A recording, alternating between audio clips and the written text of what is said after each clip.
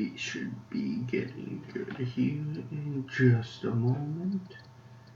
Says I am live. Well, let's just wait and see. Let's see if I can get myself. Alright.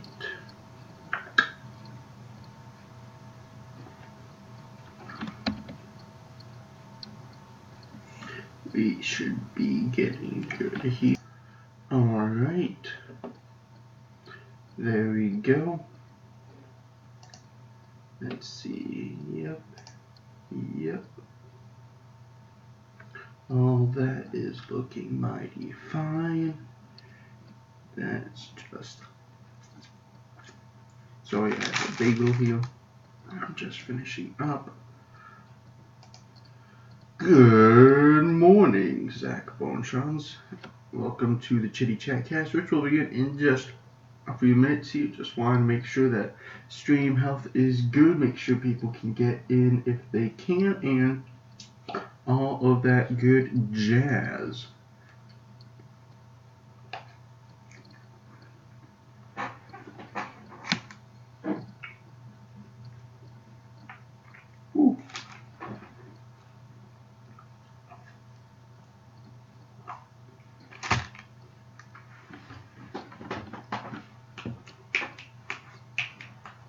Ooh.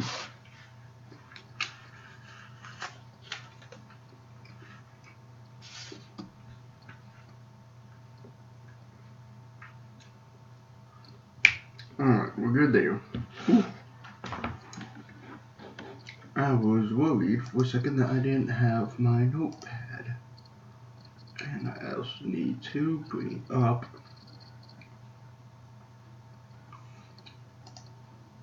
this. Alright. Awesome possum. So yeah. It's been forever since I've done a podcast episode. I think it's been... I didn't do one last week during Thanksgiving, and I didn't do one the week before. That was Minecraft. So it's been a good 3 weeks. Wow.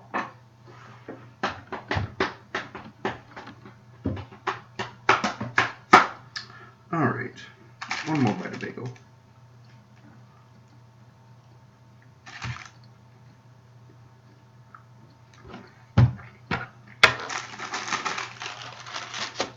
Alright, I'm done with that. Alright. Those are up. That's there. I don't need that. I do need to set up my phone, however. Good reminder that I need to do that. This is the one thing I don't like about the Wi-Fi here, is that it can quickly go away. It's very, very annoying. Let me back this up. Scroll on down, and here we go. Click that. Actor. All right. I believe then, without further ado, we are ready, ladies and gentlemen, to start the podcast. Just let me double check.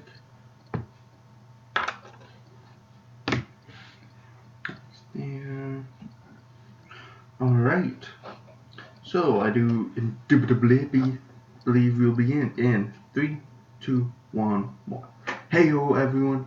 I'm MacGyver, and welcome to the Chitty-Chat cast, podcast dedicated to talking about random stuff, because why not?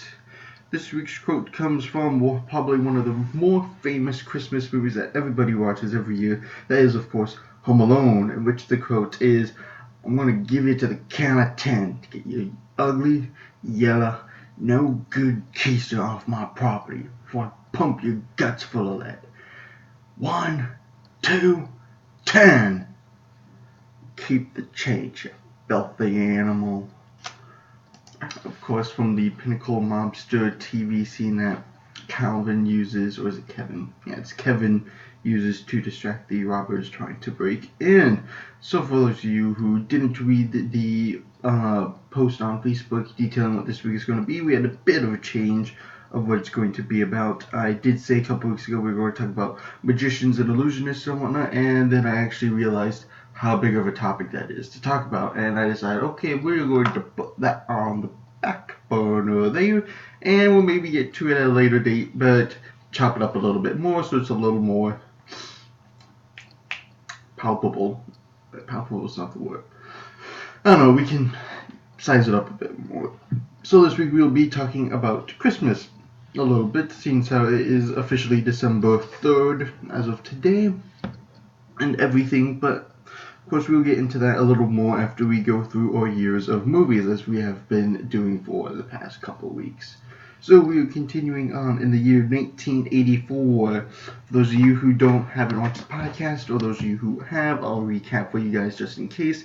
What I'm currently doing is I'm going back every year that I've been born, plus going back 20 more to go and review all the movies I've seen and reminisce on all the great good memories and suggest some really good ones to you. Or if you guys have seen some, suggest them to me. So, we started all the way back in 1976, and we've now made our way up to 1984, which was a good year for a couple of really good ones that sparked sequels from each other. That first one being, of course, Ghostbusters, the original, the best, the one that shouldn't have been rebooted with all those female characters this past summer. Not that I'm criticizing the female actors in it, but I just don't think that if they did redo it, they would be the cast I would pick, for many reasons which I'll get into in a little while. But the original Ghostbusters, of course, starred people like Dan Aykroyd, Harold Ramis, Ricky Moranis, and Bill Murray himself.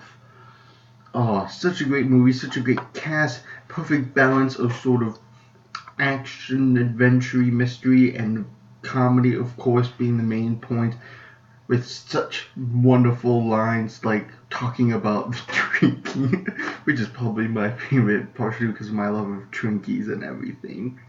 But yeah, of course, there's the iconic characters in there, such as Slimer and everything, and Are You the Keymaster? Sigourney Weaver, I forgot about Sigourney Weaver, she's the female protagonist in there. I can't forget Sigourney Weaver, she's awesome. So yeah, first Ghostbusters, which was really good, especially for the time that it was. Some might argue that the special effects in it are extremely cheesy or very lackluster, but for what they had in the 80s, I think it was really good. It was very well done. The idea of it was very original, and it was well played out, and we will get to the sequel in a couple of years, I believe, which I'll talk about it more then. But then we get this newest one this year in 2016, which has Melissa McCarthy and I don't know, who are the other three? See, I don't even know who the other three are. I wasn't that interested in it, just because the thing is I'm not criticizing the actors themselves, but the thing is the actors they chose for it just seemed like they were a lot more of of today's comedy instead of what was comedy. Yeah, Kristen Rigg, Melissa McCarthy, Kate McKinnon, and Leslie Jones. Those were the four, and I don't know, I just really wasn't that interested in it. It seemed super cheesy. It seemed like their type of humor, not the humor of the actual movie that I had known for so long. And it just didn't seem like they were going to do it much justice, and it was hard to tell if it was an actual reboot, if it was something many years later, and I don't know the entire plot of it. I haven't seen it and everything, but it just didn't feel like it was going completely off of the same. It seemed like slightly of a reboot for the original Ghostbusters, but I didn't know if it had the same plot, if it was going up to the same character arcs and everything, so I was a little iffy, and in the trailers all the humor just seemed so forced. it didn't seem the smooth like comedy that you can get from like Dan Aykroyd and Bill Murray, and it just didn't look that interesting. It didn't look like it was going to do it enough justice. But of course, that's just my opinion. So, otherwise, 1984, The Karate Kid that came out this year, of course, with Mr. Miyagi of Rocks Off, and of course, catching the fly in the chopsticks, which I'm not bad with chopsticks, but I ain't that good. So yeah, of course, Karate Kid and the montage in there becoming a classic, and the multiple sequels coming off of there. And 1984 was also the year for Indiana Jones and the Temple of Doom, the second installment in the original trilogy. Partially because we don't talk about the fourth one. Because nobody does. So yeah, Indiana Jones Temple of Doom, which was really interesting when my brother and I really got into it back when we were in hockey. It was a nice long movie to watch in between car rides. When we were watching it, it was interesting. It wasn't quite like how we watched Raiders of the Lost Ark. It was very different in the fact that you weren't traveling very far in very many places. That in Temple of Doom, you're very much in just the one place in the actual temple for the longest time, but it had its great moments. It had Short Round in it. I mean, it had Short Round. He was also in Goonies. And yeah, Dr. Jones! Of course, being like the iconic thing from the movie. Of course, the female lead being somebody different this time, having it being a blonde, and everything, and it was interesting. It almost took more of a slightly darker turn in a way, and it lost a little bit of the adventure feel just because he wasn't traveling, he wasn't uncovering clues and everything. Like, to compare it, the first movie was more like a Sean Connery James Bond movie, and the Temple of Doom was more like a Roger Moore James Bond movie. Of course, none of you will probably understand that comparison there, but if you do, then you will understand that it's a very accurate comparison. Of course, I don't know if many of you would find that as an accurate comparison, but in my mind, that's how it's working. Otherwise, of course, those were the only three movies from 1984 that I had seen. Of course, many other good movies there that I had just not seen. Of course, the 80s were the, melting pot of Halloween and horror movies that, no. I'm not into that. So, of course, now we'll move on to 1985 because I can't just give you three. That's not good enough.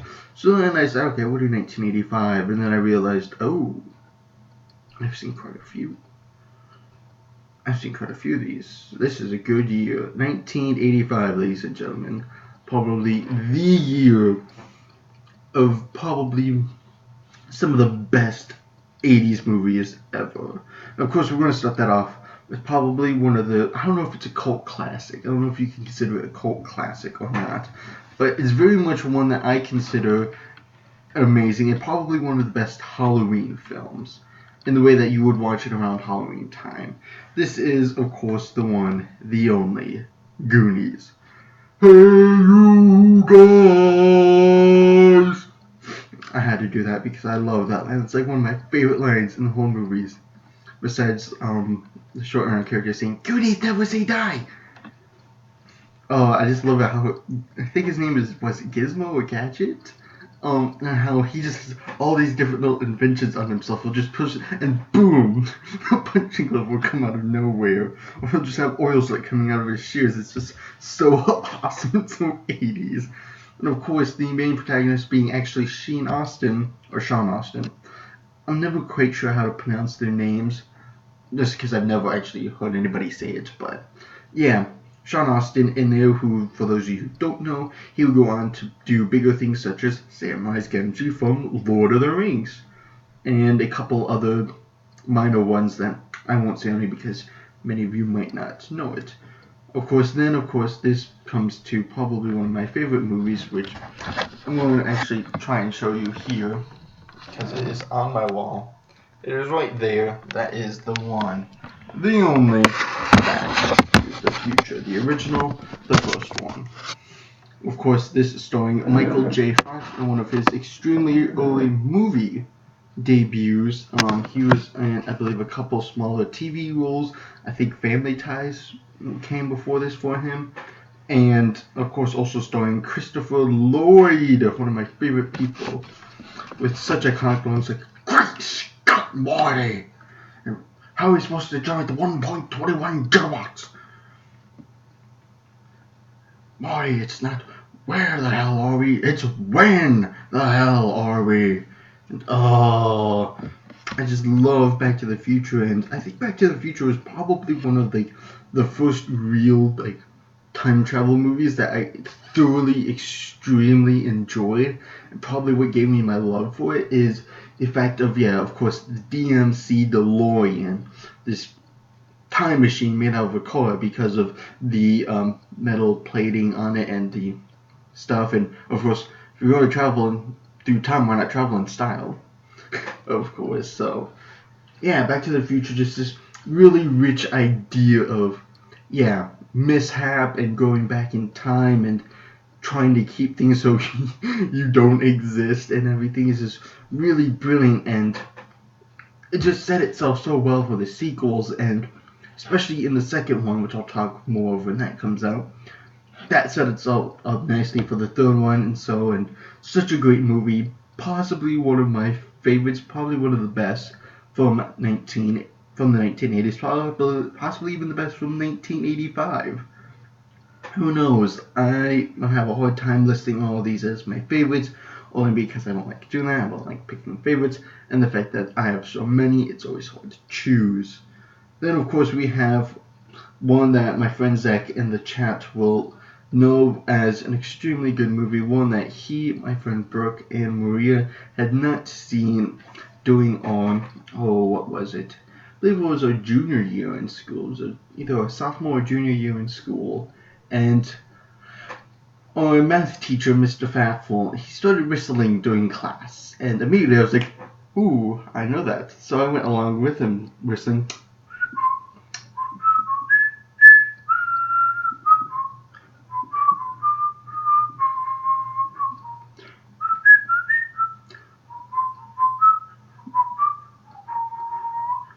Of course, that being the whistle to possibly one of the for sure movies you must see before you exit high school, as long as you get your parents' permission. It is the one, the only, Breakfast Club! Breakfast Club being this hit movie starring people like Judd Nelson, what's his name? I believe Andy Michael Hall, Emilio Estevez, I forget the gal's name, but she's very popular. Molly Ringwald, that's who it is, starring Molly Ringwald. And yeah, Breakfast Club being this beautiful, wonderful 80s movie, all these great actors where they must all spend a Saturday in detention. And the crazy antics they get in there, as there is the athlete, the brain, the princess, the criminal, and the basket case. And so my friends hadn't seen this, partially because when I was done whistling with my math teacher was like, what movie is that? So I was like, The Breakfast Club. And of course, by then, everybody in the classroom had turned towards me with that look like, weirdo, and such. And of course, I didn't think much of it, because I figured a lot of these kids under us wouldn't know what the movie is, until I saw that Brooke, Maria, and Zach didn't know. I was like, okay, I need to fix this. I had seen this movie multiple times where I was like, you guys need to see this. So I invited them over. We had pizza. We had these amazing diabetes-inducing brownies. Not that I'm dissing people with diabetes. I do not mean that in any way. Disclaimer there. Just the fact that my brother, when he makes brownies, he likes to go all out. With the M&Ms, the marbling with the cream cheese, making them like 2 inches thick. Oh, amazing. And so we made a night of it watching The Breakfast Club, and, well, I think we have all come out from the better from it. So, yes. Other movies from 1985, because we ain't done there. Then we go to one of my mother's favorite movies from this year, starring a very young John Cusack in one of his first starring roles, or at least that I had seen. And that is, of course, Better Off Dead, this wonderful, hilarious movie about this kid, and of course I don't mean I don't mean to say this lightly because of it. I'm only saying because it's the part of the movie. I'm not saying anything else from it. It's this kid who, after a summer of falling in love with this girl, getting his dream car and everything, ends up losing his girl to a new guy and ends up just falling apart. And it's like, you know what, I don't want to live anymore. And so this international exchange student gal moves in across the street and everything, and throughout the movie the main character, John Cusack, is trying to kill himself in these very unique ways, but every time he does it, somehow it gets flubbed up in a way that he can't do it or just outright fails, which is extremely hilarious because in the end he ends up falling for the international girl. The original girl and the guy get completely jealous and everything. It's completely hilarious, and if there's anything to take away from the movie, it's I want my $2.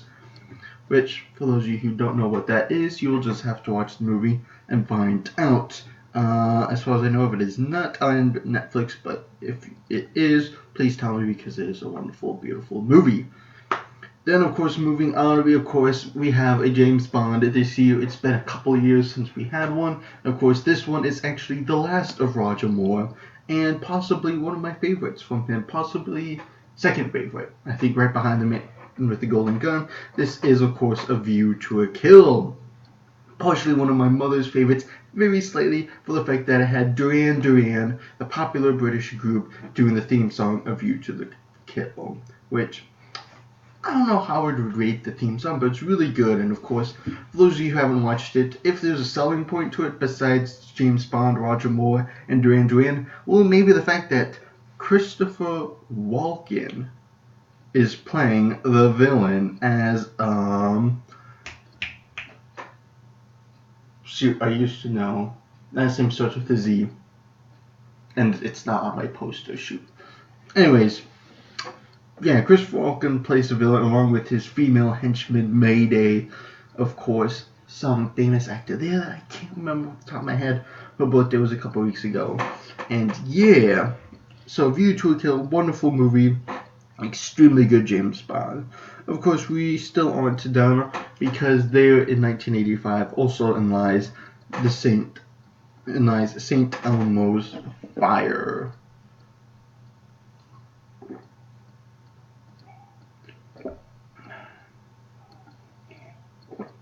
Oh, I gotta get that coffee all the time.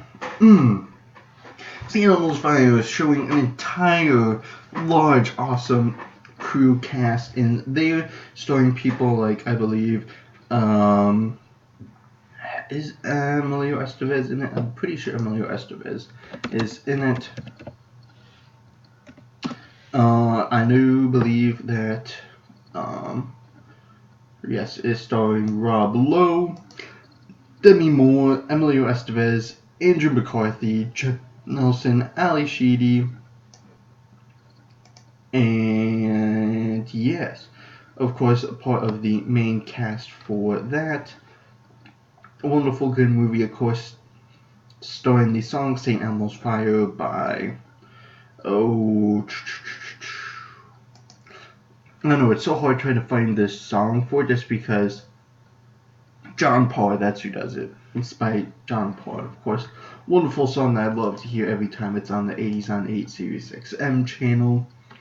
Yeah, St. Elmo's Fire, just this good movie, a lot like The Breakfast Club in some ways, of a whole bunch of grown-up people, a couple people like a certain gal, and other people have these problems, and how they sort of all start to separate from each other as they look on to do different things, and how they keep having the different ideas of each other, and they start to create this schism, and how in the end there's an event that brings them all back together, and they all leave on a much happier note. Wonderful, really good movie, and the song is extremely addicting.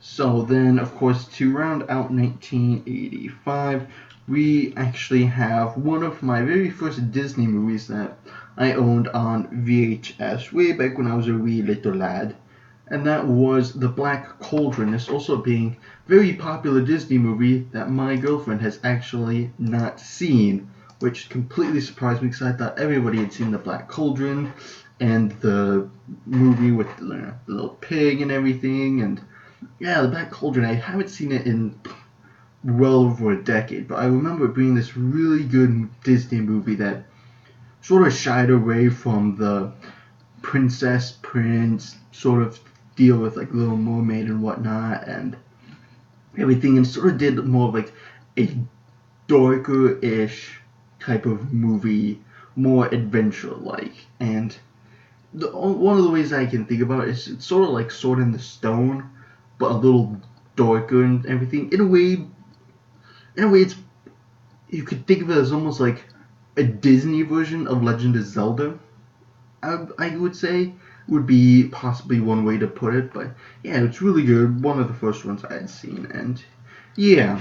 So that actually runs out 1985, and that will be it for this week for years in movies. We'll continue next week with 1986, or possibly not next week, but we'll continue next time with 1986, and if not enough there, going on to 1987. But we are reaching the point where we're starting to see more movies that were released since I was born, so the amount going will probably go up, and therefore we'll be doing less years every week.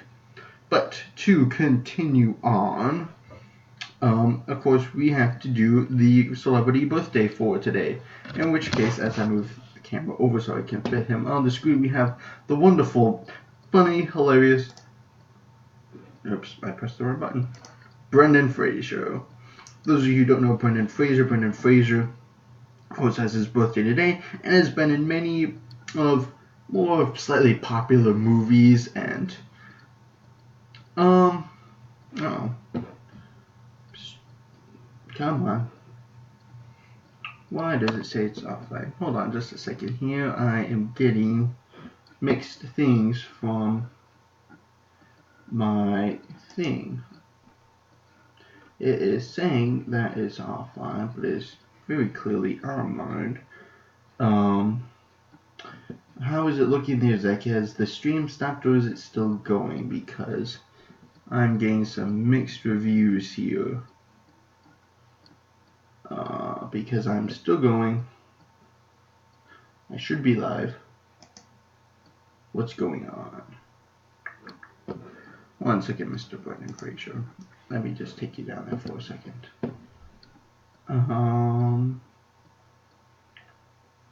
Is it still going for you, Zach? Because it's still going for me, but it's telling me that the stream isn't. Weird.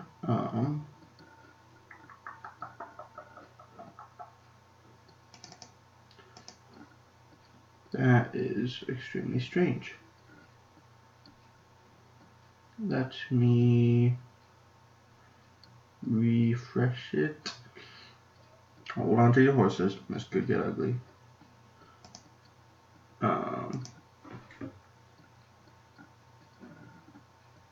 Here we go. Okay, so it seems like we're fine. I'm still outputting.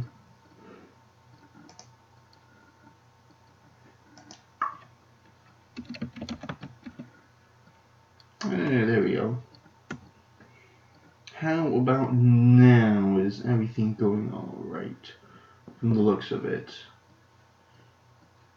Looks like it is. But is it? That is the real question. Is it or is it not? Says it's resumed. Stream is continuing. Stream is live. Good health. Good all that wonderful jazz. Okay. I'm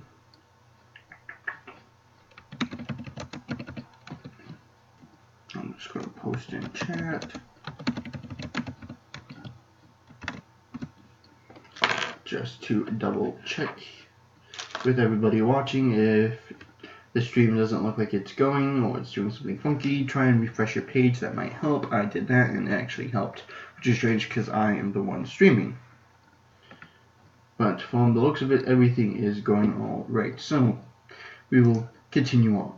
Of course, this week being Brendan Frasser, early community at his start in the early 90s and hasn't been in much as of late, but I believe that's because he's working on a couple different projects, so there was something in the works a while ago that I can't remember at this moment. So, of course, going through my favorite movies in there, and actually starting off back in 1992, one of his earlier movies that he was in, of course, being Encino Man. One of probably, my family's favorites, possibly. Hilarious movie starring Sean Astin in it. To where, basically what it is Sean Astin is trying to dig a pool in his backyard in Encino, I believe, Nevada, to try and get popularity and be cool with the people at school and everything. But of course, while he's doing that, he ends up uncovering a frozen caveman who thaws out, and Brendan Frasser, of course, plays Link. And of course, the crazy antics they get into there, and his friend Stoney.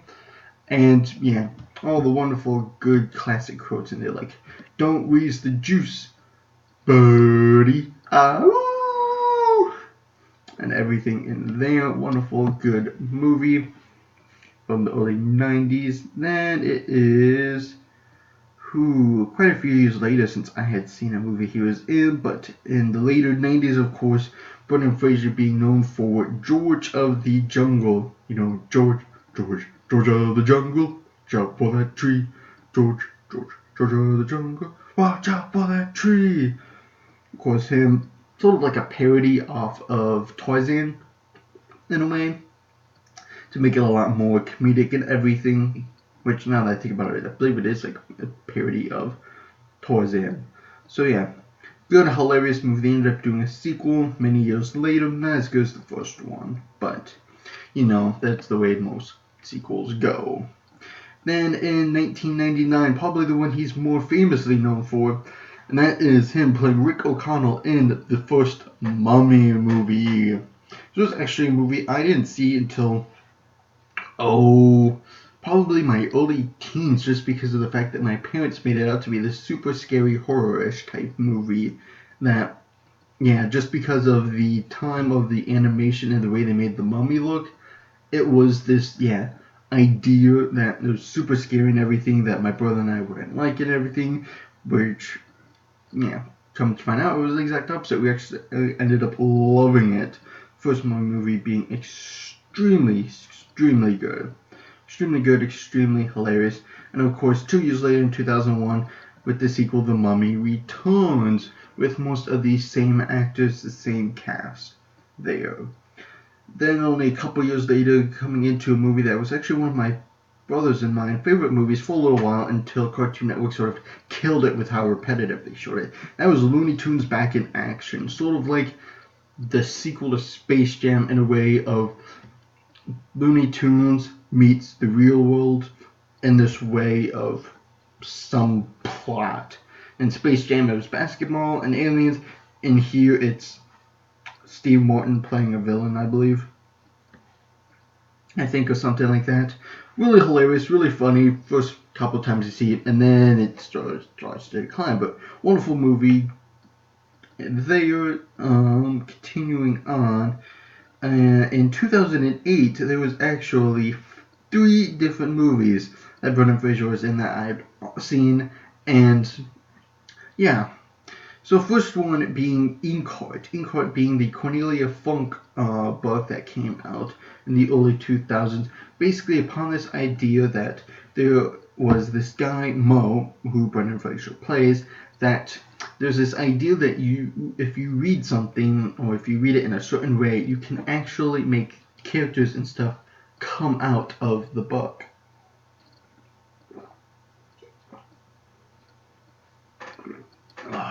Wonderful. And it's this beautiful, really good book that is, if you can get through the 530 some pages it is, which somebody reading that in elementary school, I think it was like 5th grade or something that I'd read it. Whew, that was a challenge. It took me like a good month or so. Anyways, really good book of, Mo, his little daughter and everything, and I believe Paul Bettany is also in this movie playing Silver Tongue. Dustfinger, sorry. Mo is also called Silver Tongue. Andy Serkis playing Capricorn and everything, sort of the villain of it. And really, the movie was pretty close to the book. I mean, it's hard to really take a 500-page book, put it into an hour-and-a-half movie, but it was pretty decent, and I don't know, I'd want to watch it again just because it was really good for what it was, and yeah. Then, of course, we get to Journey to the Center of the Earth, where Brendan Fraser stars with Josh Hutcherson, and that's about it. In which, yeah, Journey to the Center of the Earth, they go investigate this mountain volcano thing, and they fall to the center of the Earth, and they have to make their way back, which, for the time, was a really good movie, until, of course, they decided to make a sequel, starring, Dwayne The Rock Johnson, which just killed it. I mean, no offense to you, Dwayne The Rock Johnson. You're a good guy. You are really good in some things. And I understand you, Hollywood, with you and sequels, but if you had kept Brendan Fraser, I would have seen it. I still have not seen it. I mean, sure, keep it Josh Hutcherson, that's fine. That makes sense with his character in the movies and everything. But if you had kept Brendan Fraser instead of putting Dwayne The Rock Johnson in, I would have watched it, and I think it would have been a bit better. I haven't seen it, so I can't judge too much there. But tomato, tomato. I'm just saying. And you're making a third one now, and I admire you for going through the Jules Verne novels. I've read one or two. They are really good, but I don't know if Dwayne is the right guy. I mean, putting him in Jumanji, that could work out. But in here, I don't know. I haven't seen the second one, so I don't know how he fits in and everything, but I think Brendan Fraser would have been better. That's all I'm going to say. And then, of course, this year was also the return of Brendan Fraser as Rick O'Connell in the third Mummy installment, Tomb of the Dragon Warrior, which for some was this sort of... this was, I believe, 7 years after the second one, and it was this sort of odd thing of bringing the people back. The trailer made it look really good with this new age animation and CGI and everything, and it was like, oh, this could be really good. There's this scene with the Yetis and whatnot, and it looked like it was going to be really good. That was like the Mummy, just with today's graphics and whatnot. And some people were sort of on the border. I believe they changed the actress for the female character and everything, but it was still relatively really good for sort of the plot of the Mummy movies and everything, and I think it did a decent job. I mean, if they try to do another one now, I don't know if it would be as good or anything, but yeah. It'd also be interesting to know, because I do know that Tom Cruise is coming out with the Mummy movie, which I don't believe is a reboot of the original. I believe it's a new one, just with the same title, coming out next fall. And for those of you watching today, on the day that it comes out, the trailer for the new Mummy movie comes out tomorrow on Sunday the 4th. For those of you who are watching the rebroadcast, go and check my favorite place to go for finding all things movie-like. Go to IMDb, the International Movie Database.com, IMDb, or IMDb, as my brother and I like to call it sometimes. Wonderful place to go. Brendan Fraser also had a cameo in the G.I. Joe Rise of Cobra movie, which I don't even know if he said anything. I do know that you can see him very clearly at one point in the movie. Then in 2010, two movies, one of them extremely good, the other one sort of on the border. The one that was sort of on the border, which was more of the comedic one, was of course Furry Vengeance, where Brendan Fraser plays this like real estate contractor, Salot, where basically he is trying to destroy these woods for this huge urban corporate place and everything. And the animals find out, and the animals decide to take revenge on him and to try and stop whatever it is he's doing, which, very funny movie. It's, I don't know, sort of a little more forced comedy in some sections, but it's very hilarious, a very good one. The end credits of it was very odd, to say the least, and everything. But I extremely liked the second movie that came out this year, where Brendan Fraser co-starred with Harrison Ford and Kerry Russell to bring Extraordinary Measures, based on the real-life story of, Brendan Fraser playing John Crowley, along with his wife Elaine, and the idea of their two children who have this rare genetic disorder and everything, with this drug that slightly exists, slightly doesn't and everything, getting Harrison Ford to come in and do all of this really sketchy medicine stuff and everything to try and create this cure for their two kids who don't really have all that long to live, and the fact that Brendan Fraser is willing to do absolutely anything, use any amount of money, no matter how much loans, willing to steal and everything. Just this really wonderful, beautiful movie that just really tugs at the heartstrings and was just really extremely well done. And yeah, just a very different side of Brendan Fraser to air. And Encino Man's very comedic, and The Mummy is sort of more adventure-y, comedic, sort of in there. And then you get Extraordinary Measures, which is completely serious. It's like the Jim Carrey Eternal Sunshine on the Spotless Mind level of serious. This, you take somebody and you sort of 180 them into this different role, and you still love their performance. That is what Extraordinary Measures is. It's a beautiful movie to anybody. I suggest you watch. It has Harrison Ford in it, and he has an amazing role in there. Or for those of you who are into movies more for the female lead, Kerry Russell isn't that bad herself. And then he really hasn't been in much within the past couple of years. He was in the animated movie The Nut Job, which I haven't seen, so I can't say anything there. But yeah, to go through and say what my favorite movie he's been in, it's no doubt Extraordinary Measures for me. Probably closely followed up by the original Mummy and Inkheart being tied. So yeah, Brendan Fraser, happy birthday to you, my man. Hope you have many long years ahead of you, and hope you have some wonderful movies coming for us as well. So, of course, that will end on some sort of movie segment that we usually have here on the Chitty-Chat cast. So usually this is around the time that we just get into some general info about different things. I usually update you guys, and within a couple minutes I go and get more coffee because I am out. So, yes, so before we get to the main subject of today, which is, of course, Christmas songs, let me just update you on a couple of different things here. That I will say, partially because of my friend Zach, who is in the chat right now. For those of you who don't know him, Zach Boneshans, the Bone Killer himself, is one of my good longtime friends ever since the 8th grade, where he came to sort of our school district and everything. He has decided to jump on this wonderful, wild, crazy YouTube bandwagon that I started about a year ago and everything and such. But of course, given the summer and everything, of working more and everything, all of us sort of dropped off a little bit, such as my friend Brooke and Dana and everything, and we sort of got away from it a little bit. Of course, I've gotten back into it again with full force and vibrato and everything, and Zach, my friend, has also decided to try and get back into it as well. So, of course, as I always support my friends and anybody on YouTube, I highly suggest you go over to his channel, Zach Boneshans.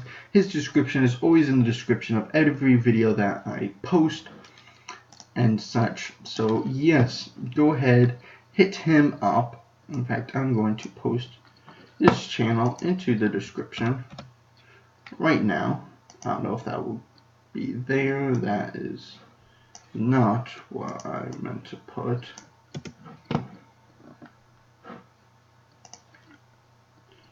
That is not the same thing. I don't know why it is doing that. Copy. Paste. There we go. Ta-da! I can work the computer. So, yeah. So yeah, go check out Zach. He's a wonderful guy. He actually has more subscribers and views than me. So yeah, go and support him. I know he has, I believe, a video coming out soon with a challenge that he is posing to his viewers and supporters and whatnot. So yeah, go and help him. He is close to 100 subscribers. Go watch him. He has a lot of stuff like from $20 survival kits to reviews on different knives and survival things to, of course, Magic the Gathering cards and gameplay and decks. Wonderful person there, great insight. He knows a lot more than me. That's why I don't discuss it very often. He's also a lot better player than me, which, I mean, isn't to say the least, because, of course, of how little I've been able to play to when I was at college at Iowa and now at USD and everything. So yeah, go check him out, go support him and everything. Always support your friends. So yes, one more thing before I go and I get more coffee and we continue on with a couple of things is streams coming up. One of the things here is one of the reasons why, if you didn't catch the Facebook post this week, is the fact that next week is finals for me. So this Saturday I'm sort of doing a double feature of things because next week I won't be able to stream, partially because, excuse me, I'll be getting over finals. I'll be going home for break and everything, so I'll have stuff packed up and everything and such, so I won't be able to get things out and everything, be able to stream. And I might also have some other stuff going on that day and whatnot, so I won't be able to do it next week. So if I had to guess, the 17th of December would be the more recent day that I would be able to stream, if I had to take a guess right now. Otherwise, I'm not entirely sure. So one of the things I'm going to say here, and I'll also say in Minecraft later today, is the fact that please stay up to date. If you don't follow me on Facebook or Instagram, probably the two best places for stuff, although I don't post to Instagram that much. I'm going to try and get into Twitter more, for those of you who are on Twitter. If you're not subscribed to me or don't have notifications, that is fine, but just stay up to date there, because that is where I post when I am doing streamage and stuff. So stay there for keeping updated for when things are going to happen. It might be only a day ahead of time. I try and give you a couple days so you can plan around things if need be. But yeah, streams coming up after today may be very piecemeal up until I'm back at college again, only because of booking in Orange City and Sioux Center possibly with different things, and just availability with the holidays and whatnot. So I'm not exactly sure when streams will happen or for how long, or what stream it will be, whether it be for the Chitty-Chat cast or if it'll be more Minecraft Sky Factory. So stay tuned on social media for answers and stuff there. That is the best place to know. Otherwise, I will probably post a holiday update video on things to come on my channel within the next week or so. So yeah, that is to say that. And so with that, we are actually going to take a short little break here. I'm going to grab some more coffee and possibly blow my nose, maybe even finish my bagel. And then we will continue on with the Chitty-Chat cast and talking about Christmas songs, my top 10 favorite Christmas songs, and other annoying stuff to go on there for those of you who want to brush up or create your own little top 10 quickly here. I know I haven't given people in the chat much time. For those of you who watch social media will know. So yeah, I'll be back in just a couple minutes and we will continue.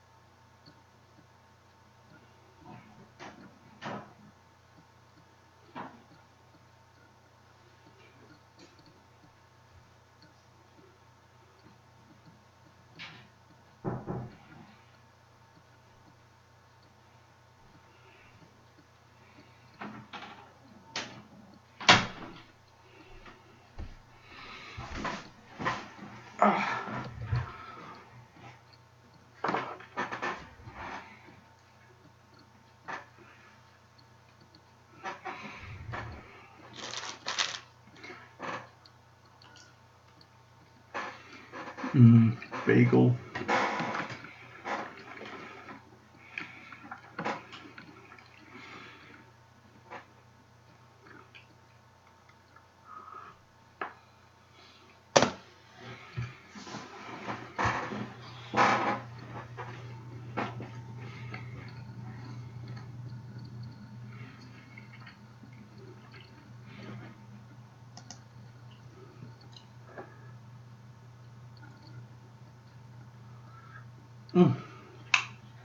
Alright, take a quick drink here and then we will be back.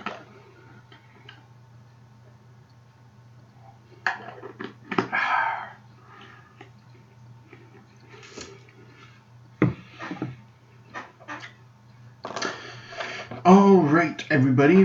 For those of you who are back and those of you who are still getting back or will be getting back within the next couple seconds or minutes here, we will continue on with Chitty-Chat cast as soon as I get bagel out of my teeth. Because that would be embarrassing. It would be like having spinach in your teeth, just not as visible. Which I guess wouldn't make that big of a difference if you eyes can't see that much. But hey, no worries there. So, we will continue on with the podcast here, in which we today, as our main topic, we're going to be talking about Christmas songs, Christmas jingles, all of that groovy, wonderful stuff. So, for those of you in the world who don't have the American problem of Christmas, for those of you who are wondering why is that a problem, well, it'll be evident in just a second. And that is of course, the problem of Christmas songs. Now, why do I call it a problem? Well, the fact of the matter is Christmas songs are, of course, usually about Christmas, whether they are more of a more pop song or if they're more of a religious Christian type song about Christmas. The thing is they're about Christmas nonetheless. So, therefore, does it seem very prudent to start it in the middle of November, before it's even past Thanksgiving, to start playing Christmas songs on the radio? Or anywhere for that matter? The answer is no. Sure, you're yelling at my computer screen saying, hey, I like Christmas songs. That is fine. Secondly, other people are yelling at the screen saying, hey, there's no such thing as a Thanksgiving song. You're sort of true. I'm sure there is somewhere. Possibly. I don't know.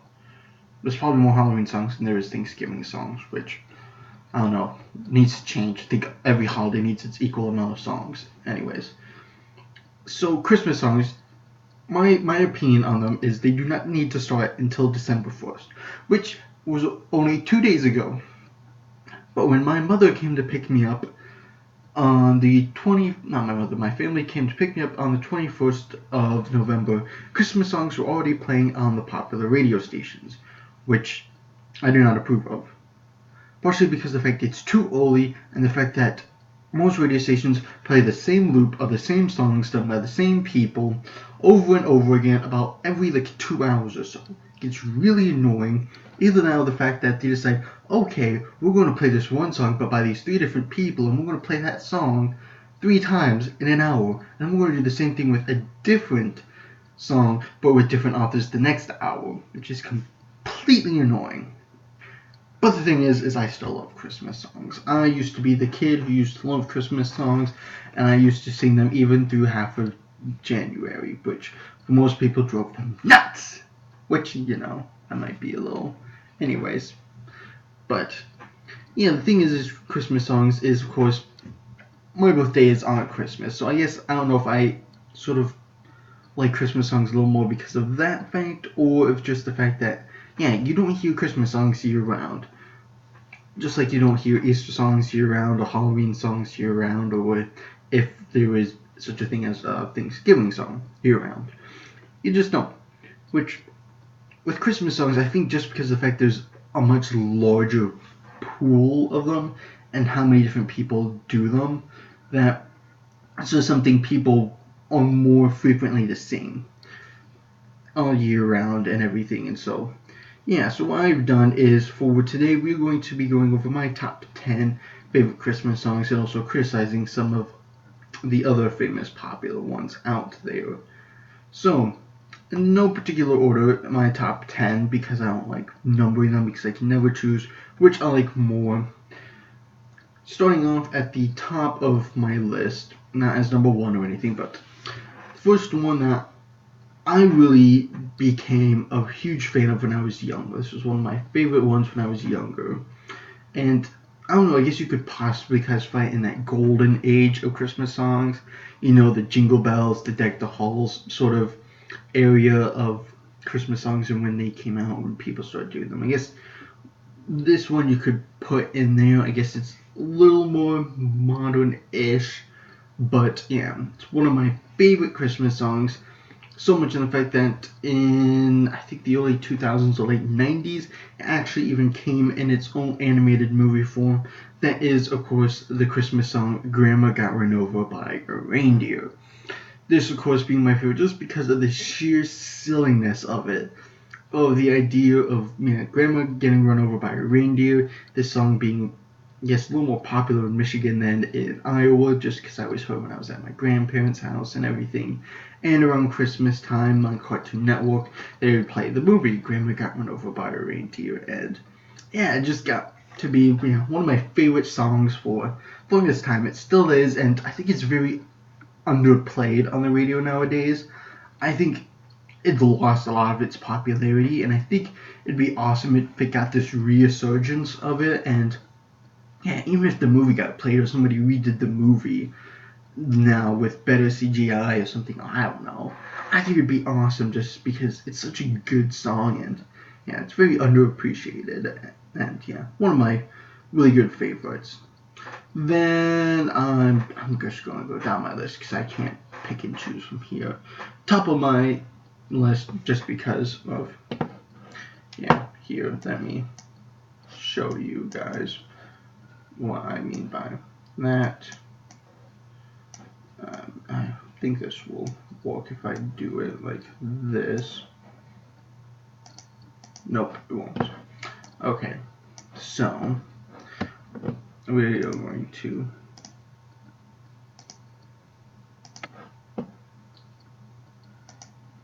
alright, ta-da.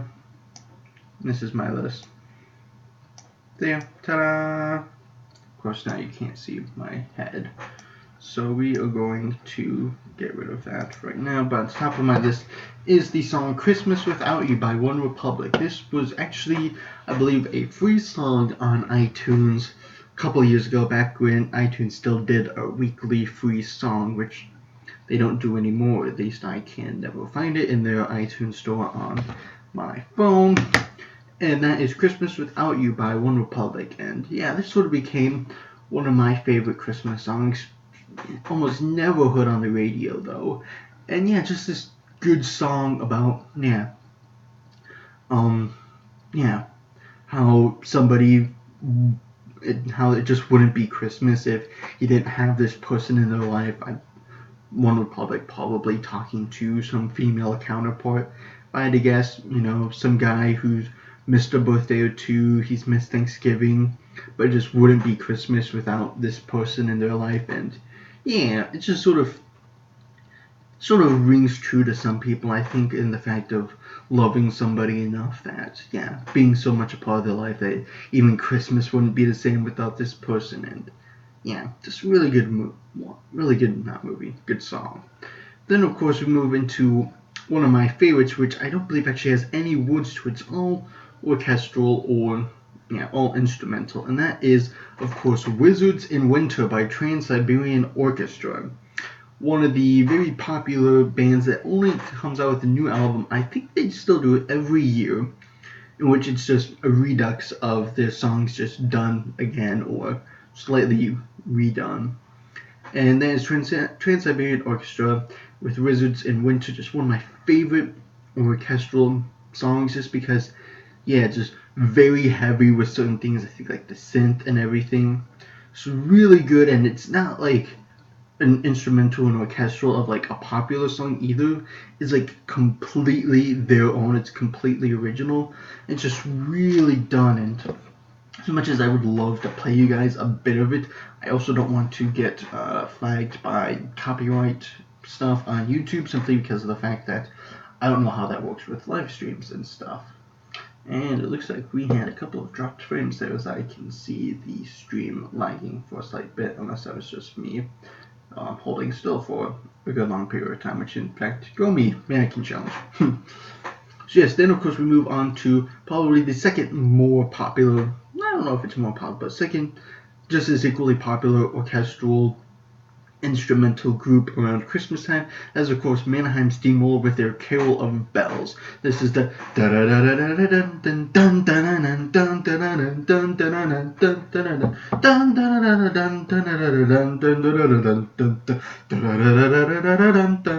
which, like, every year you see somebody post on Facebook or on some email, of course, like houses with Christmas lights that flash to the song and different things move and whatnot. That's always so cool.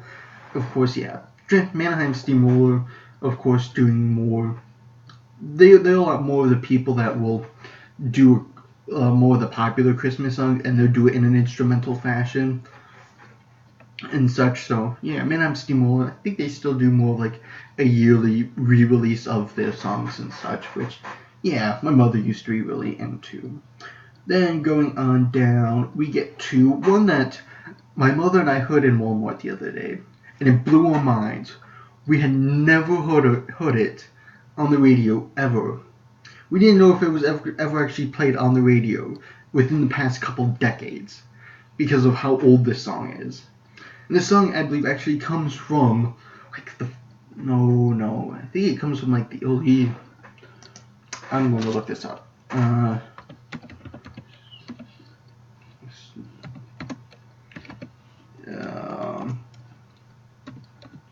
Here we go. I am looking this up. 1967 is the date that this originally came out, I believe. And yeah, this is done by a group called the Royal Guardsmen. And yeah, super old. And yeah, 1967, which makes sense. That is actually one of my favorites. It is Snoopy's Christmas.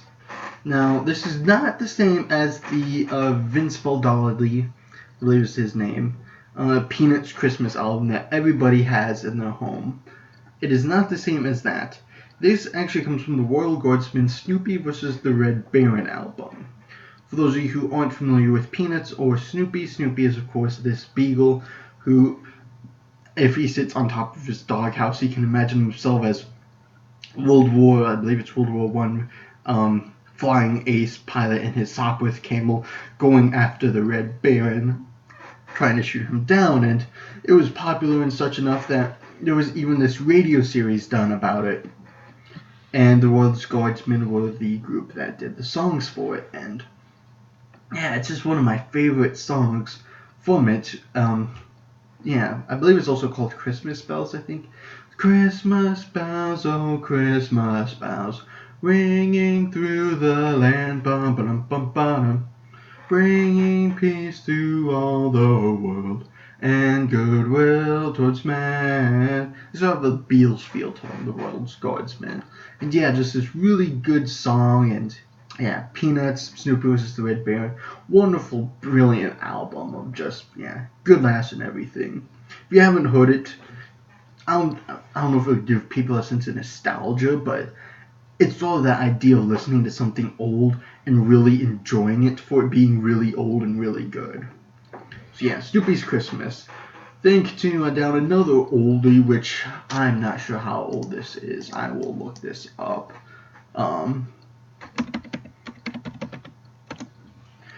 Let's see. Alright. When did this come out? 1959, so even older. We're really digging into the past here. This is one that I loved to listen to at my grandma's house because she had it on an old vinyl record, the big ones too, not the small ones, the big ones that we would play in her record player. And it used to annoy my mom's sister a lot, my Aunt Kimmy. And that is our record of Alvin and the Chipmunks and all of their songs. And of course the song being the Alvin and the Chipmunks, their Christmas song. The Christmas, Christmas, Christmas time is here. Time for joy and time for cheer. of course, that being my beautiful, wonderful chipmunk impression, I've been able to do the entire song in that voice before and not miss a beat. Of course, where you think it sounds accurate or not, well, it's up for you to decide. I'm not going to painfully destroy and make your ears bleed listening to me doing the entire song.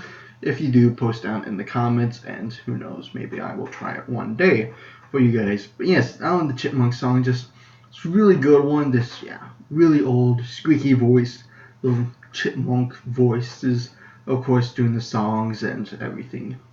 And just sort of, capturing sort of the essence of Christmas and whatnot there. Moving on down, this one, it's extremely long title.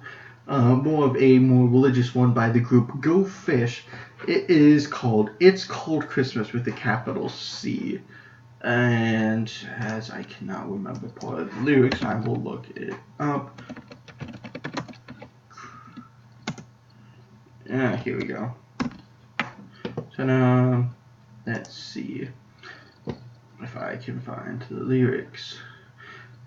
It's called Christmas, what more can I say? It's about the birth of Christ and you can't take that away. You can call it something else, but that's not what it will be. It's called Christmas with a capital C. One of my favorite sort of songs that sort of my church would play after the service was over, and they'd sort of play at some sort of like Christian radio station and whatnot. Everybody was leaving and greeting each other and whatnot, and just doing idle chit-chat. And one of my favorite, sort of more religious Christmas songs out there by Go Fish and everything. Very upbeat, very, very nice, very modern, and one of my favorites I've liked for a long time. Sort of this very original thing. Then we get into a couple more popular songs made popular by the movies they were in. First one being Where Are You Christmas by Faith Hill. This, of course, being in the live-action Jim Carrey Grinch movie, which came out in the early 2000s. This, of course, being the Where Are You Christmas? Why can't I find you? Why have you gone away?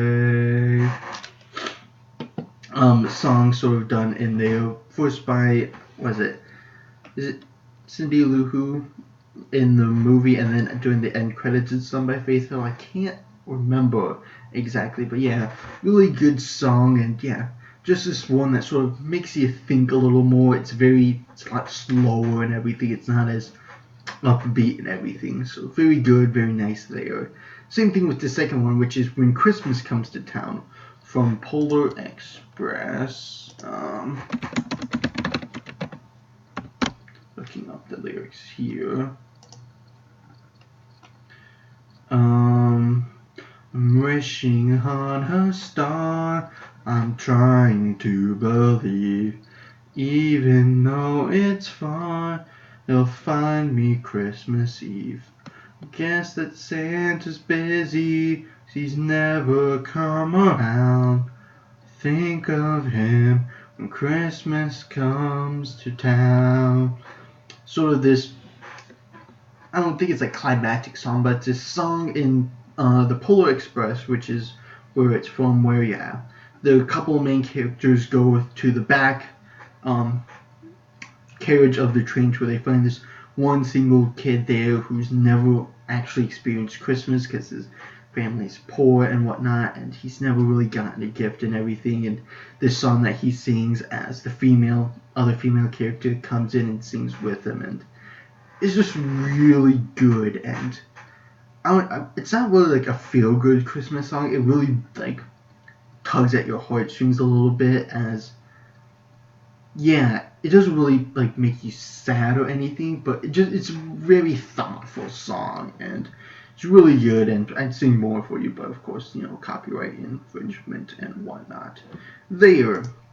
So then of course, bringing up the rear for my top 10, probably one of my favorites just because of how hilarious it is, and that is the Straight No Chaser version. This is this acapella group, the Straight No Chaser version of the 12 Days of Christmas. This, of course, is Straight No Chaser guys singing the 12 Days of Christmas, but they keep going off into other songs, which is equally hilarious. Probably, one of my favorites, just because they go into different things, like they go in from 12 Days of Christmas into Deck the Halls, or to Rudolph the Red-Nosed Reindeer, and then, of course, them doing the 12 Days of Christmas to the song Africa by Toto.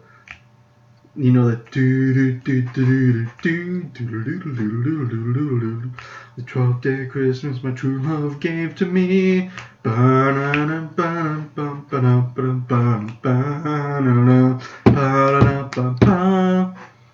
10 drummers drumming, 9 more sleeping. The ladies milking, they were milking for me. And stuff like that. Very good song, very hilarious, and everything. And every time it's good, whether you listen to the recorded one or you listen to a live version, hilarious song, very good, and everything. We'll actually talk about the 12 Days of Christmas here in a little while once we're done with this segment. Otherwise, bringing up the rear, we have a couple of other songs that I had thought of while I was doing this. I was like, oh, they're pretty good, but not as good as some of these other ones. These are the runners-up for my top 10. First one being, of course, Rudolph the Red-Nosed Reindeer, probably one of my extremely, extremely early golden oldies favorite sort of Christmas songs. The Rudolph the Red-Nosed Reindeer. Of course, my mom being my mom, of course, she taught me the remix, Rudolph the Red-Nosed Reindeer, where you add stuff like Rudolph the Red-Nosed Reindeer had a very shiny nose like a light bulb, and if you ever saw him, you'd even say it glows. All of the other reindeer used to laugh and call him names like Stink Nose, and stuff like that, where you add stuff on after the actual lines and whatnot. That's how I learned Rudolph the Red-Nosed Reindeer and everything. But yes, otherwise, some of my other favorite songs. This Is Christmas by John Lennon. Well, this is Christmas. Bum, ba-dum, ba-dum. Actually, I could look up the lyrics. If my computer would stop bringing up pop-ups. This is Christmas, and I want John Lennon. Do they not have the...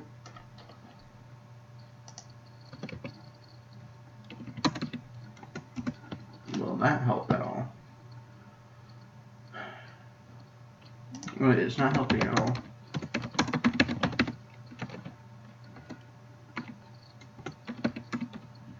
Here we go.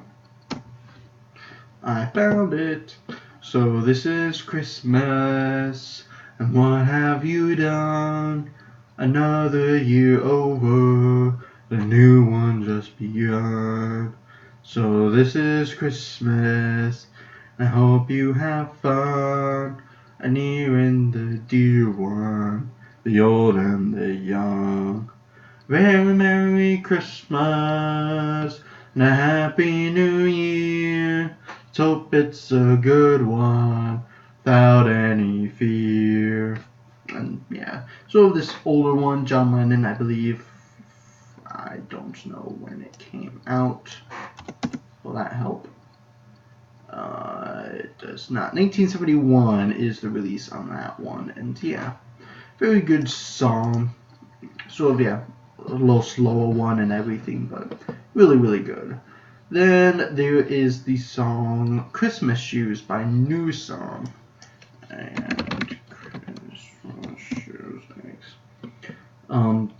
This is a little more of a more religious one. New Song being a religious group, this is more the so I wanna buy these shoes for my mama, please. It's Christmas Eve and the shoes are just her size. Could you hurry, sure? Daddy says there's not much time. See, she's been sick for quite a while, and I know these shoes would make her smile. I want her to look beautiful. Mama meets Jesus tonight. This is, yeah, little more of a song, a little one that makes you a little more sad and teary-eyed listening to it. But this is really good song, and this was really edging to being on my top 10. Just because of how good it is and the message from it and whatnot. And then bringing up the rear of the runners up, that is Christmas Lights by Coldplay.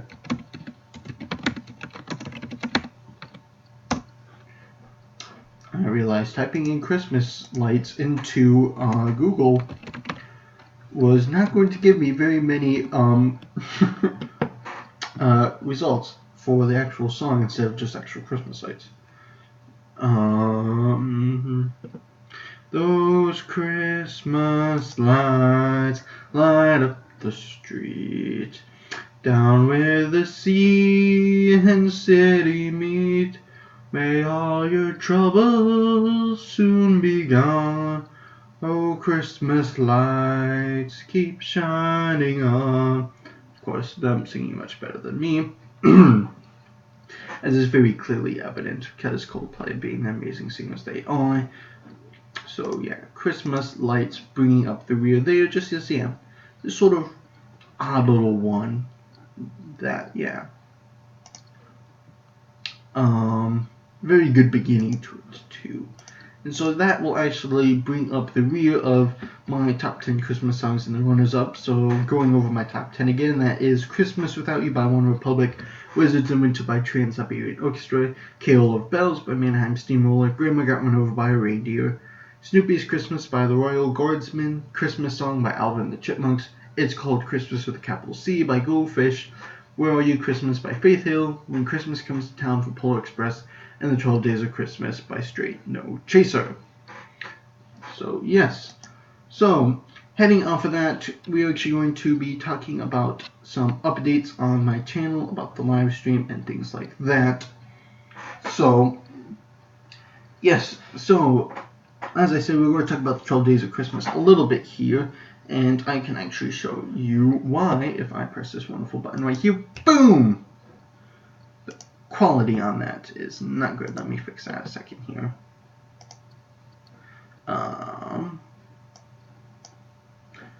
Alright. Can I make this any clearer? No, I cannot.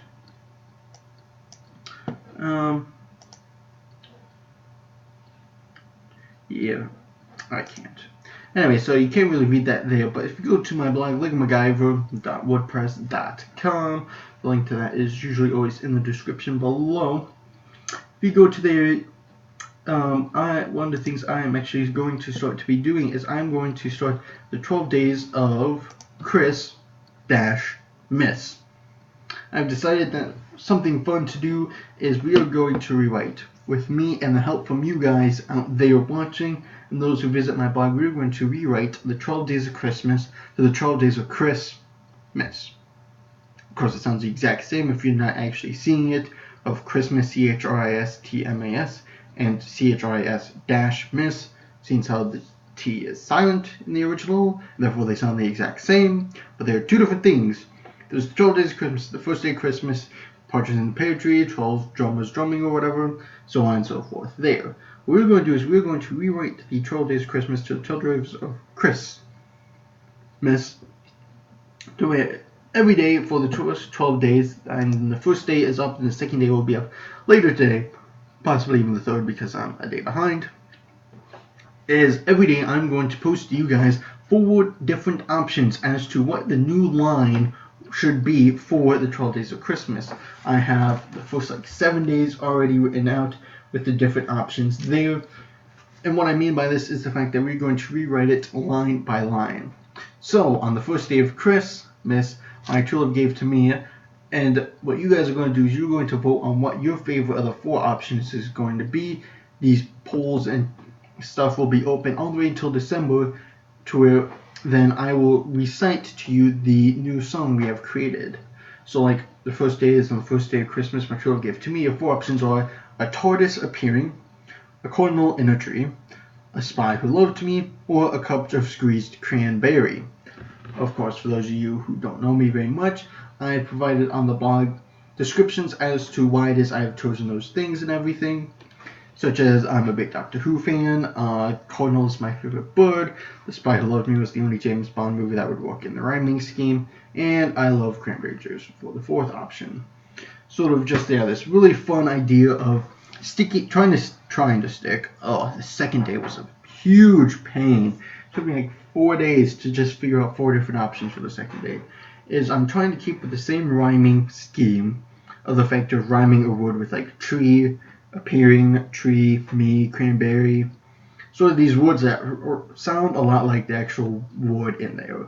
Of course, the symbolic structure of the song I'm not keeping with just because of the fact that is way too hard to try and keep up with. So but like hen and pen and ring and swing, sort of trying to keep with that same sort of pattern all the way through the 12 days. And so after the 12th day of December 12th, which is actually a week from Monday, I will have posted all 12 days onto my blog. And what you guys need to do is you need to go over there and vote either in the poll or in the comments there, or just comment to me on social media or on a YouTube video such as this one, for example. And the voting will go all the way until Christmas, and to where I will take all the votes, all the polls, and I will tally everything up, and we will find out what the new 12 days of Xmas is going to be. So stay tuned there, because that will be happening every day for these first 12 days. How's the coffee doing? Wonderful. So yes, that is an update there that can be found on my blog. Again, for those of you who don't know, that is on MacGyver.wordpress.com. Otherwise, just look up my name, Chris Ringleberg, or Lego MacGyver into Google, and I'll probably will you one of the first results. So, otherwise, going over a couple other little updatey things. Batman: The Telltale Game, Episode 4 came out a week ago, just before Thanksgiving. I have not played it yet, only because I've still been editing Episode 3, because those of you who haven't been following, I just haven't mentioned yet, when I was recording Episode 3, halfway through, the game crashed because of how much it was running. So it crashed. I was like, crap. So when it crashed, it stopped the recording for the game. I didn't think anything of it, and so I just continued on playing for another 45 minutes, thinking it was still recording, when it wasn't. So unfortunately, I lost that footage. I still had the sound recording from my voice, but of course, it didn't mean anything if I didn't have the in-game footage. So I tried to go back and replay the episode, but with the saving system of Telltale, is if you erase the progress of your episode, it just gives you a random input for everything that's happened before then. So I was like, crap. So I actually had to do, and if you haven't seen it yet on social media or anything, is that would be these 3 sheets have every single choice I made within those 3 games. I had to go back through and watch all of my footage again and mark down every dialogue and action choice that I made and write it down and play through the first 2 episodes again, and then the third one, and re-record from halfway through the third one on, so I had the footage.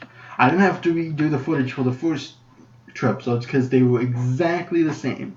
Everything was button for button, fail for fail, death for death. Everything was spot on, and I had to go through all of it. It took me over a week to watch the footage and play it again, to where I could get back to the point in the 3rd episode to actually play it. So one of the things is the 2 episodes I posted last night on Friday the 2nd is the original footage from the second time I played through, and then the alternate beginning, which has the first half of the episode was from the first time I played through, and then the second half is from the second time through. Just because of, I still had the voice recording. I was like, hey, I was going to do that anyways, and I was like, I could do an original and an alternate beginning one. So that is what is going on there. Those were posted. I have one more episode from there to post, which will go up probably Monday if I had to guess, and such. And then I will be able to play, well, I could play right now, is playing the 4th episode, which is out, and I believe the 5th episode comes out just before Christmas. So that will be coming very soon, hopefully, and all the episodes for that will be out. For at least the 4th episode, whenever I record it, will be out hopefully by around the time Christmas comes, or at least a couple. And from there on, I'm not sure when episode 5 will be out. One of the other interesting things that Telltale Games has announced this week is that sometime in early 2017, they're going to be releasing a Guardians of the Galaxy game. Their own version of Guardians of the Galaxy and their Telltale signature style of choosing and everything, which sounds really fun, really cool.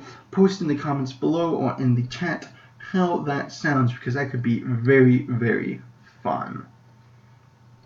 And I'd like to know if you guys think that would be something cool to do for the channel, or if you're sort of meh on the subject. Since how the new Guardians of the Galaxy movie will be coming out, I do believe, in May of this next year. Yeah, May. Then, of course, because of the wonderful Steam sales that happened during Thanksgiving time, I was able to buy Lego Star Wars The Complete Saga for only $5. Same price for footlong at Subway for $5. So Lego MacGyver will have a Lego game returning this month, hopefully. So yes, that will be very fun. I'm very looking forward to that a lot. Scrap Mechanic, I am still trying to edit and do stuff there. That is being a bit of a pain and everything, trying to voiceover stuff that I already played and trying to line it up with how fast to do the footage and everything. So taking a little bit of time there. Those will be coming soon. Otherwise, from you guys, I would love to hear more on what you guys would like to see me build in Scrap Mechanic. Otherwise, I might do some stuff off camera, or I might just, do some other little ideas that I've had. Otherwise, one of the other things to update you guys on there is there might be some other games coming during this holiday break, or coming at the beginning of next semester. My girlfriend Brooke, for those of you who don't know, her channel is usually always in the description below. Otherwise, check out Brooke Mansker here on YouTube. She has a couple of very funny videos there, and go support her out. She has, she and I might try and do some Sims 4, I believe it is, or Sims 3. It's one of the Sims, one of the more recent ones. And we had played a little bit during the summer, but we had started late and everything, and I've had to go to college, so we weren't able to continue. So we only got a couple episodes recorded, and she's had the idea of maybe trying to do a couple more episodes, possibly, just so we didn't just do that footage for naught. So that might be something we are going to do, and that might be coming early next year. I'm not entirely sure.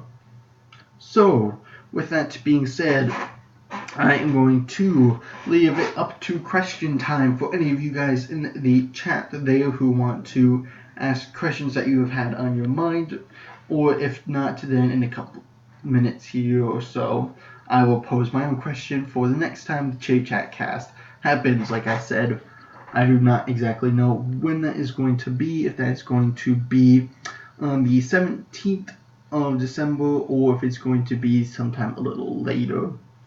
Just because, I'm not exactly sure how things are going to be once finals are done after next week and everything with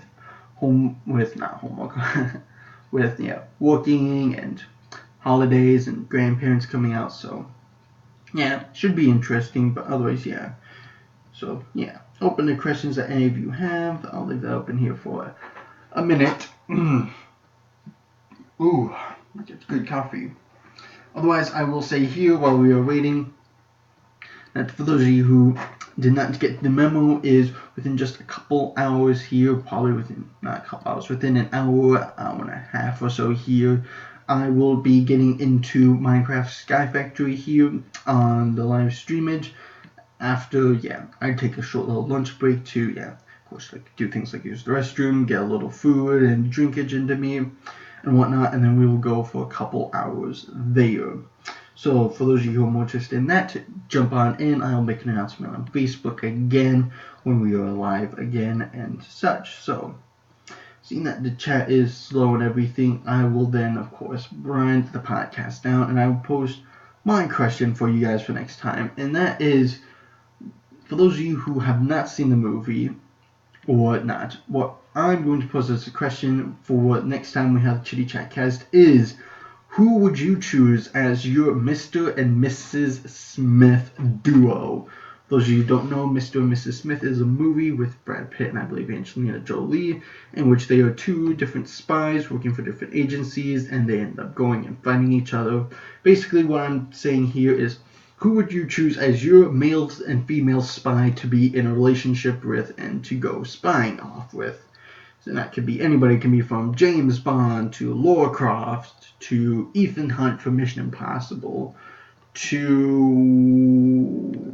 some other female spy that I can't think of at the top of my head. That is what we're going to do for next time on the Chitty-Chat cast. So get your ideas up and everything. I will have mine, or at least my options that I was thinking of, and we'll discuss it then. Otherwise, thank you guys all so very much for watching the Chitty-Chat cast, podcast dedicated to talk about random stuff, because why not? I have been like a MacGyver. To all of you master builders and Chitty-Chatters out there, stay bricky, keep building, and I'll see you all next time.